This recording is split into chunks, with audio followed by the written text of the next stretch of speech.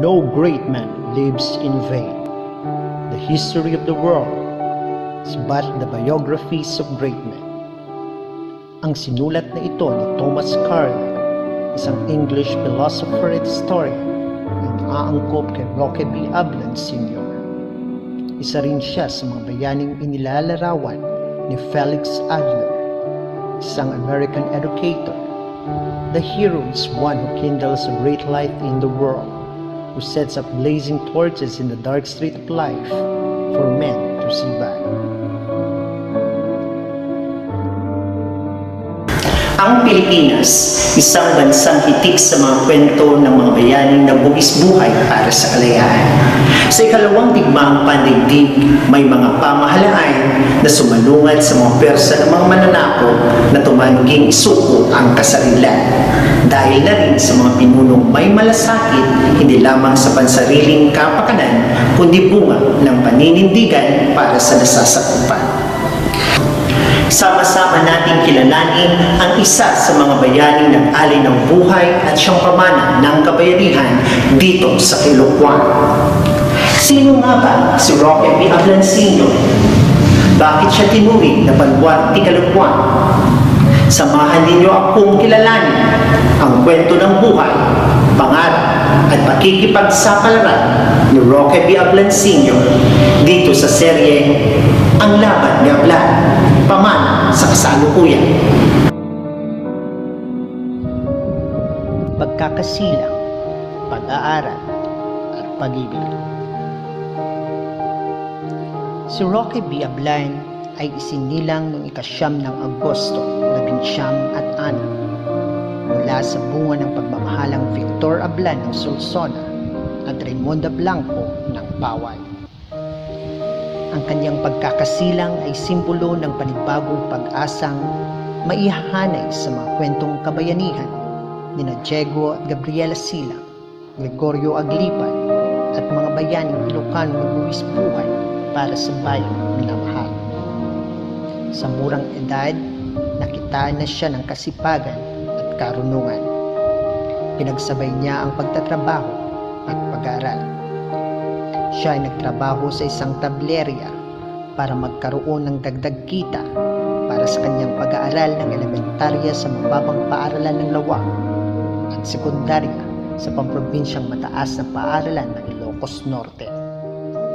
Hindi pa rin siya tumigil sa pagtatrabaho para matustusan ang magastusin sa pag-aaral sa Universidad ng Pilipinas, kung saan nakapagtapos siya ng kursong filosofiya noong 1929 at nabukas siya noong 1930. Sa kabutihang palad, nagbunga ang kanyang pagsasakripisyo at pagtitiis sapagkat naipasa niya ang bar exam kung saan siya ay nahirap na ika-9 na ranggo. Upang lalong magkaroon ng inspirasyon, siya ay napamahal kay Manuela Ravelo, isang guro mula sa Batak, at sila'y kinasal noong ika-22 ng Hunyo 1931. Sa pagmamahalang iyon, sila'y biniyayaan ng nag-iisang anak, si Roquito Roque B. Ablan Jr., na isinilang noong ika-22 ng Abril 1932, na siyang sumunod sa yapak ng ama sa pagbibigay serbisyo kung kaya't naging kongresista ng unang distrito ng probinsya. Pagbibigay serbisyo at politika. Taong 1937, nahalal si Ablan bilang gobernador, ang pinakabatang gobernador sa kanyang panahon. Kaakibat ng kanyang panunungkulan ang dalawang problemang kinakaharap ng kanyang administrasyon. Ito ang kaguluhan at kakulangan sa trabaho.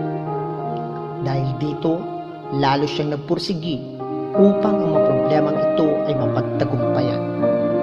Itinaas niya ang sahod mula 60 na naging 80 sentimo. Nagpatayo ng pamprobinsyal na ospital na mas kilala ngayon sa tawag ng Governor Roque B. Ablan Sr. Memorial Hospital.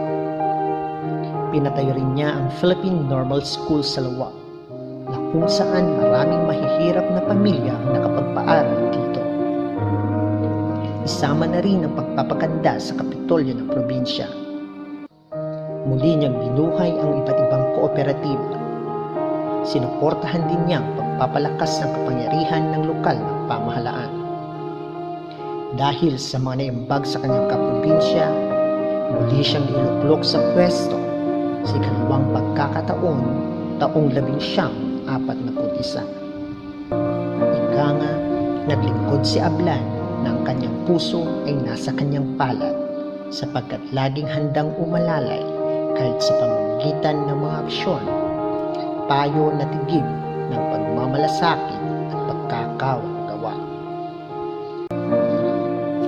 Pakikipagsapalaran at pakikipaglaban.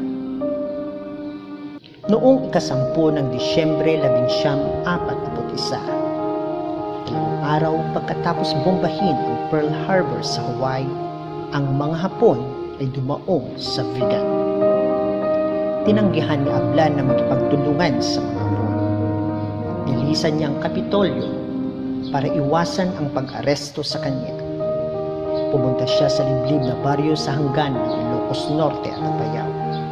Mula rito, pinangunahan niya ang grupo ng guerrilla na may kaugnayan kay Lieutenant Feliciano Madamba ng Philippine Army.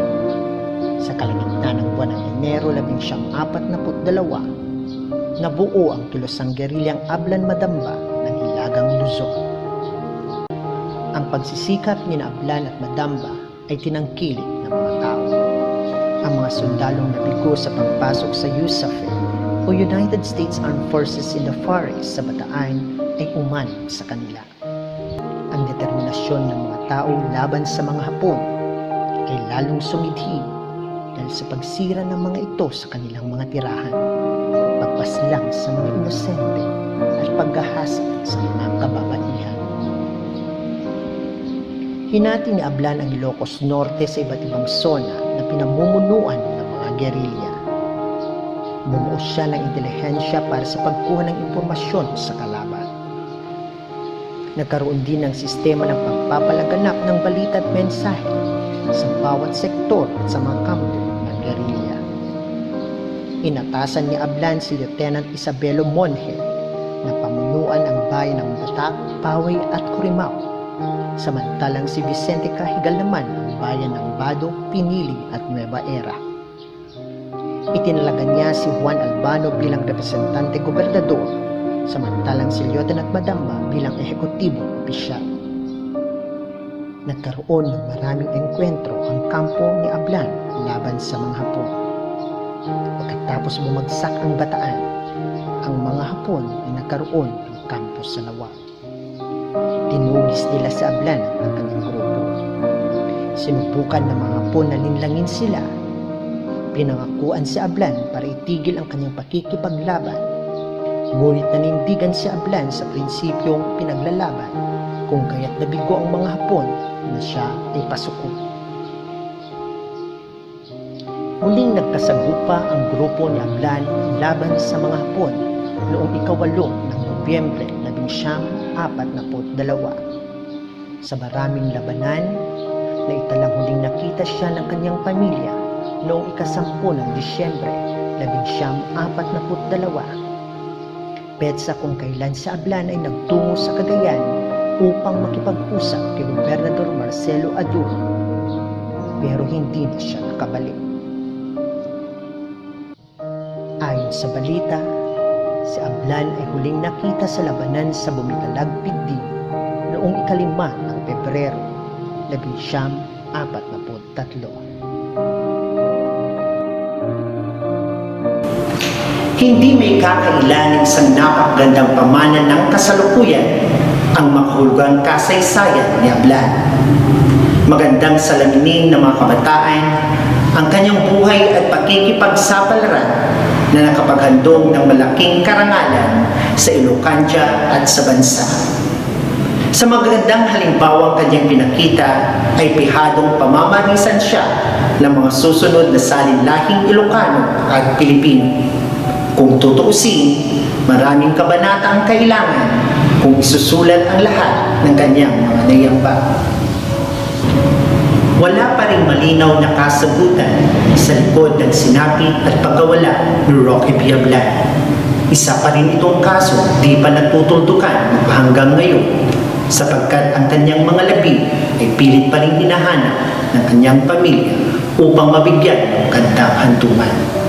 Ngunit sa kabila ng misteryosong ito, buhay na buhay pa rin sa ating isipan, puso at kultura ang kanyang kabayanihan at kagitingan sa pamamagitan ng pagtaas ng tabing ng karahasan mula sa bakal na kamay ng mga Hapon at ito ang nagudyok sa mga mamamayan upang madama ang tunay na kahulugan ng pagmamahal sa bayan.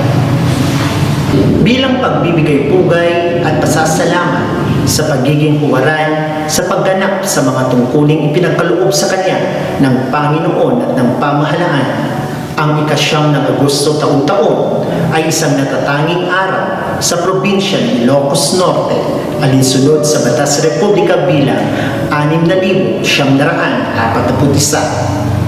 Tulad ni Gobernador Roque B. Ablan Sr., lehitimong banwat Caloocan at bayani ng Pilipinas, nararapat na tayo ay magpasalamat sa lahat ng itinanim na katapangan, ipinamalas na kadakilaan at ipinamanang karangalan na babakasin ng darating na henerasyon. Tunay siyang dangal ng lahing Ilocano at ng liping Pilipino na may pagmamalaki sa lahat ng panahon.